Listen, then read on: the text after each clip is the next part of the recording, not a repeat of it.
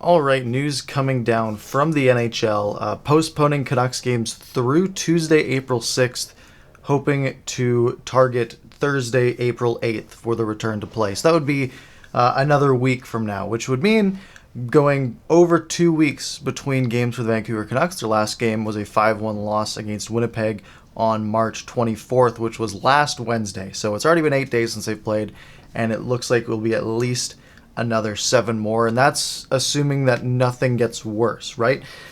So we heard yesterday, right before the Canucks and Oilers game was scheduled to happen, it got postponed. And then from there, we heard that the Canucks now had 2 players in COVID protocol and 1 coach. Well, we've learned that the second player who got added to the COVID list today isn't Brock Besser, like lots of people expected, and that was kind of my guess as well. Turns out to have been Travis Hamonic. And Travis Hamonic didn't come back to the bubble last year in the playoffs for his team because of COVID. He was concerned about it. So it's unfortunate that it seems like he is either tested positive or is considered a very close contact. But based on no one else entering the protocol, I think it's probably safe to say that it might have been a positive test. So what this means for the Canucks, obviously their game from yesterday against the Flames that was scheduled to happen, which I said was the Oilers before, my bad. The game that was against the Flames scheduled for Wednesday night, that has to get pushed until after the 8th. And this also postpones 3 more Canucks games that were scheduled. So the Canucks were scheduled to play Edmonton on Saturday night at 7 p.m., April 3rd, so that'll get pushed.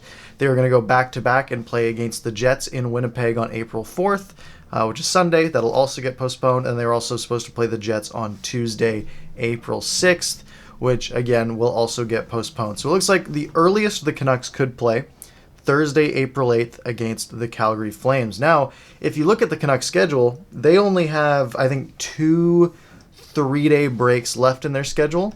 So only two periods where they have more than 1 day in between games. So those are slots that games could get added because they'll have at least 4 to make up here.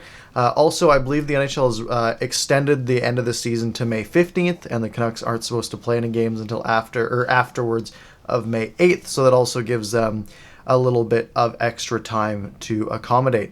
Now, the fear is that if there are more players on the Canucks that test positive over the coming days, right, because we do know that it takes up to a few days for you to test positive for COVID, so it could come through that, maybe next Monday we have more positive tests come up, right? And if that's the case, then things are just going to keep getting pushed down the line. And I could see it get to the point where if things get really bad, it could be a whole another 2 weeks before we see play. And then really the Canucks will just be running out of time on the season. And then we start to look at the whole, well, is it even worth playing all the games if the Canucks are sort of on the outside looking into the playoffs anyways? So not sure exactly where this will go from there. But because of this, the Canucks also can't practice before April 6th. So it looks like April 7th or April 6th, can't really tell based on the wording, the Canucks can go back to practice. And it also says that the Canucks organization followed all the recommended guidelines. So there won't be any punishment coming down for the Canucks on anything on this, but still unfortunate nonetheless. And also, if you think of trade deadline implications, right?